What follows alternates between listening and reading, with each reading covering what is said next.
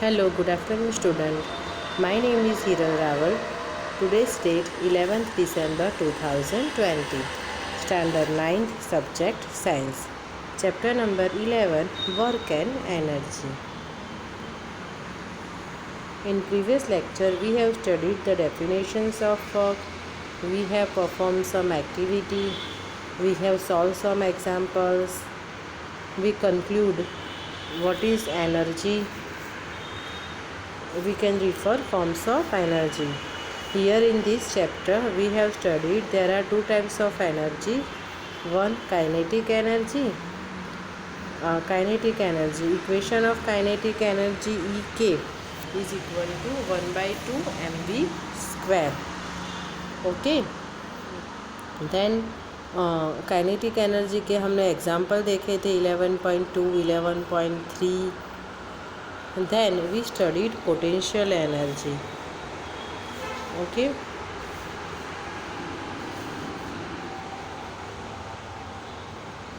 Potential energy की activity यहाँ पे हमने की थी. ये जो है an arrow and the stretched string on the bow. Then potential energy of an object at a height. उसके एग्जाम्पल्स हमने सॉल्व किए थे. देन हमने laws of conservation of energy, वो हमने लास्ट वीडियो में देखा था. What is the laws of conservation of energy? In this video we have refer again laws of conservation of energy. In activities 11.13 and 11.14 we learnt that the form of energy can be changed from one form to another. What happens to the total energy of a system during or after the process? Whenever energy gets transformed, the total energy remains unchanged. This is the law of conservation of energy. According to this law, energy can only be converted from one form to another. It can neither be created or destroyed. The total energy before and after the transformations remains the same. The law of conservation of energy is valid in all situations and for all kinds of transformations. Consider a simple example. Let an object of mass m be made to fall freely from a height h. At the start, the potential energy is mgh and kinetic energy is 0. Why is the kinetic energy 0? It is 0 because its velocity is 0. The total energy of the object is thus mgh. As it falls, its potential energy will change into kinetic energy. If v is the velocity of the object at a given instant, the kinetic energy would be 1 by 2 mv square. As the fall of the object continues, the potential energy would decrease while the kinetic energy would increase. When the object is about to reach the ground, h is equal to 0 and v will be the highest. Therefore, the kinetic energy would be the largest and potential energy the least. However, the sum of the potential energy and kinetic energy of the object would be the same at all points. That is, potential energy plus kinetic energy is equal to constant. So, mgh plus 1 by 2 mv square is equal to constant. The sum of kinetic energy and potential energy of an object is its total mechanical energy. We find that during the free fall of the object, the decrease in potential energy at any point in its path appears as an equal amount of increase in kinetic energy. Here, the effect of air resistance on the motion of the object has been ignored. यहाँ पे क्या किया है, air का resistance है जो वो है उन्होंने इग्नोर किया है. There is thus a continual transformations of gravitational potential energy into kinetic energy. Here again activity 11.15. An object of mass 20 kg is dropped from a height of 4 meters. Fill in the blanks in the following table by computing the potential energy and kinetic energy in each case. Okay, here the table. Height at which object is located. m लिखा है 432 सारा metre में है, तो हमें mgh भी find करना है और mv²/2 मीन्स के काइनेटिक एनर्जी फाइंड करनी है. EP प्लस EK क्या मिलेगा हमें, मैकेनिकल एनर्जी, और मास यहाँ पे 20 kg दिया है. ओके, हम करते हैं. चलो फर्स्ट केस में देखते हैं कि हाइट h दी है 4, कितना दिया है 4, तो mgh m यहाँ पे 20 kg दिया है. g की वैल्यू हम 9.8 लेंगे. यहाँ पे 10 लिखा है, g की वैल्यू क्या लिख दी है 10. From simplifying the calculation take the value of g is 10. Okay, चलो फिर से करते हैं. ओके, m 20, g 10 और h हाइट है 4, तो क्या आंसर मिलेगा 4 2 800 जूल. ओके, और 1/2 mv² करना है.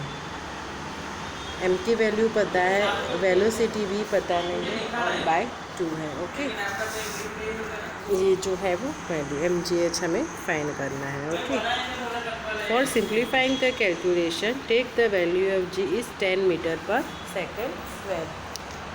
Think it over. What would have the potential if nature had not allowed the transformation of energy? There is a view that life could not have been possible without transformations of energy. Do you agree with this? Yes. Here the 11.3 questions, rate of doing work.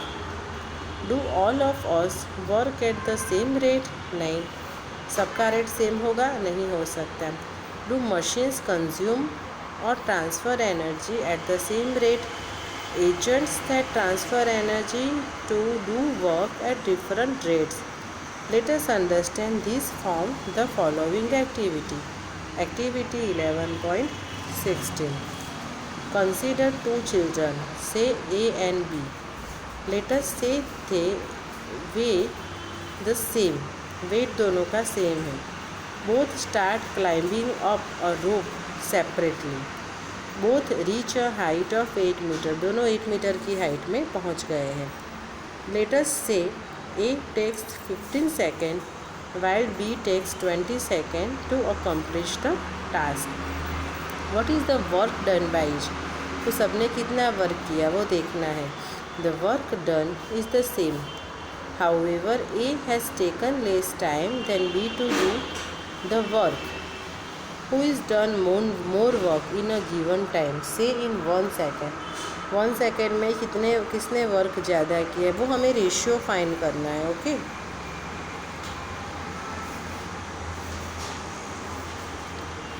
A stronger persons may do certain work in relatively less time.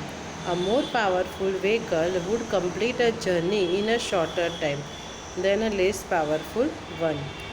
We talk of the power of machines like motorbikes and motor cars. The speed with which these vehicles change energy or do work is a basis for their classifications. Power measures the speed of work done. That is, how fast or slow work is done. Power is defined as the rate of doing work or the rate of transfer of energy. If an agent does the work W in time t, then power is given by, here the equations of power. Power is equal to work upon time, W upon t. The unit of power is watt in honor of James Watt. James Watt जो scientist था उसके नाम पे से ही power का unit हो गया what. 1736 to 1819 में having the symbol W। 1 watt is the power of an agent which does work at the rate of 1 joule per second. We can also say that power is 1 watt when the rate of consumption of energy is 1 joule per second. 1 watt is equal to 1 joule per second. We express larger rates of energy transfer in kilowatts. 1 kilowatt is equal to 1000 watts. 1 kilowatt is equal to 1000 watt और joule पर second. W लिख सकते हैं, पूरा what लिख सकते हैं, watts. The power of an agent may vary with time. This means that the agent may be doing work at different rates at different intervals of time. Therefore, the concept of average power is useful. We obtain average power by dividing the total energy consumed by the total time taken. So here the definitions of power. Okay, we obtain average power by dividing the total energy consumed by the total time taken. Here example 11.7. 2 girls each of weight 400 newton, दोनों का weight newton में दिया है 400 newton. Climb up a rope through a height of 8 metre, 8 metre का उसको ऊपर जाना है दोनों को। We name one of the girls A and the other B. Girl A takes 20 second while B takes 50 second. A girl को 20 second time लगा और बी को 50 सेकेंड लगा to accomplish this task. What is the power explain by each girl. तो power क्या हुआ, okay तो सबसे पहले गर्ल ए का करते हैं। Power expended by girl A, weight of the girl A mg, तो 400 न्यूटन है, W की वैल्यू दी है और डिस्प्लेसमेंट हाइट कितनी है 8 मीटर। टाइम टेकन कितना लगा, time t second. So the power की definitions, work done upon time taken. Power का इक्वेशन होता है ना W upon T। So 400 newton into 8 metre upon 20 seconds. को हमको मैं करके दिखाती हूँ आपको। 400 इंटू 8 अपॉन 20, 0 0 कट, 2 2 जार 4, यहाँ पे 20 हुआ, 8 2 जार 16 और 0 160 वाट। ओके आगे आइए, फर्स्ट गर्ल के लिए 160 वाट हुआ। Okay then power expended by girl B. B के लिए भी जो वेट है वो सेम है 400 न्यूटन, हाइट भी सेम है 8 मीटर, बट टाइम है, फर्स्ट जो गर्ल है ए गर्ल को टाइम लगा था 20 सेकेंड और गर्ल बी को यहाँ पे 50 second. Again use the equation, power P is equal to mgh upon T। So let's start. 400 upon 8 into 50, okay 0 0 cut, 5 8 ज़ा 40, 8 8 ज़ा 64 वाट। 64 वाट पावर हुआ। Power expended by girl A is equal to 160 watt और power expended by girl B is 64। तो girl ए जो है वो ज़्यादा powerful हुई ना, टाइम उसको कम लगा, 160 वाट पावर उसमें है और गर्ल बी में 64 watt. Okay another example, example 11.8। A boy of mass 50 kg runs up a staircase of 45 steps in 9 seconds. If the height of each step is 15 cm, find his power. Take g is equal to 10 metre पर second. Okay सबसे पहले हम boy का weight find, यहाँ पे मास दिया है, हमें वेट फाइंड करना है। तो इक्वेशन है W is equal to m into g. So 50 into 10 तो 500 न्यूटन हो गया। हाइट देखो, हाइट में एक जो स्टेप्स है ना उसकी जो है वो 15 सेंटीमीटर है, टोटल ऐसे 45 जो है वो है 45 स्टेप्स है। तो 45 इंटू 50 अपॉन 100 किया। क्यों 100 किया? बिकॉज ये सेंटीमीटर में है उसके लिए। तो हमें 6.75 मीटर आंसर मिला। ओके, तो हमें mg मिल गया, h मिल गया। Use the equation mgh upon t। सो 500 6.75 तो 675 अपॉन हम 100 लिख सकते हैं और 9। ओके, 2 ज़ीरो कट हो गए। ठीक है, यहाँ पे 9 है तो पहले 3 से करते हैं। 3 3 ज़ार 9, 3 2 ज़ार 6, 3 2 ज़ार 6, 1 बचा, 3 5 ज़ार 15। अगेन 3 से करते हैं। 3 6 3 7 ज़ार 21, तो 1 बचा, 3 5 ज़ार 15, तो 75 रिमेनिंग। 75 इंटू 5, 5 5 ज़ार 25, 2, 7 5 ज़ार 35, 35 प्लस 2 37, तो मिल गया आंसर 375 वॉट। आपको जो है इक्वेशन जो दिया है ना, हमें उसको वैल्यू पुट करके आपको कैंसलेशंस करना आना चाहिए, है ना, तो हमें आंसर मिल जाएगा। तो पावर इज़ 375 वॉट, है ना। Easy example. ओके, एक जो बात है वहाँ मैं बता देती हूँ कि ऐसे स्टेयरकेस दिया है ऐसे। ओके, ऐसे यहाँ पे 45 है, एक की जो है ना रेंज 15 है। जैसे 45 के लिए हमने क्या किया, 15 इंटू 45 और उसको मीटर में कन्वर्ट करने के लिए 100 से डिवाइड किया। तो ये हुआ 675 अपॉन 100। सो हमें क्या आंसर मिला, 6.75 मीटर। ओके, ये रहा। ओके, वैसे किया है। इसके जैसा ही मैं आपको एक एग्जांपल देती हूँ। ओके, अलग जो है वो डेटा करके आप वो एग्जांपल करना। ये 11 जो 0.8 है उसमें लिखती हूँ मैं मास सपोज हम 40 kg कर देते हैं। 40 kg मास किया है। ओके, 45 स्टेप की जगह पे हम 40 स्टेप्स कर देते हैं। ओके, टाइम जो है वो मैंने कर दिया है 5 सेकेंड और हाइट ऑफ ईच स्टेप्स मैं रखती हूँ 10 सेंटीमीटर। जी हमें यही लेना है और क्या फाइंड करना है, पावर p। ठीक है, ये एग्जांपल आप ट्राई करना। m दिखा है 40 kg, स्टेप्स 40 स्टेप्स हो गए, 45 की जगह पे 40 स्टेप्स लिखना है। हाइट ऑफ ईच स्टेप्स मैंने कितना लिया है, 10 सेंटीमीटर लिया है। ओके, टाइम कितना लिया है, 5 सेकेंड। तो आपको क्या फाइंड करना है, पावर p। जी तो यहाँ पे दिया है, एक ये एग्जांपल्स करना है और ये दूसरा ये वाला एग्जांपल, ये जो है ना 11.7, 2 गर्ल्स ईच ऑफ वेट 400। तो 400 की जगह पे मैं गर्ल्स का जो वेट है सपोज़ हमने कर दिया 300 न्यूटन। ओके, एफ्ट हाइट 8 मीटर, हाइट क्या कर दी मैंने 6 मीटर। 8 की जगह पे देखो W मैंने किया 300 न्यूटन और हाइट कर दी 6 metre. Girl A takes 20 second. A girls को 20 सेकेंड ही लगते हैं। ओके, और बी गर्ल जो है उसको 30 सेकेंड लगाते हैं।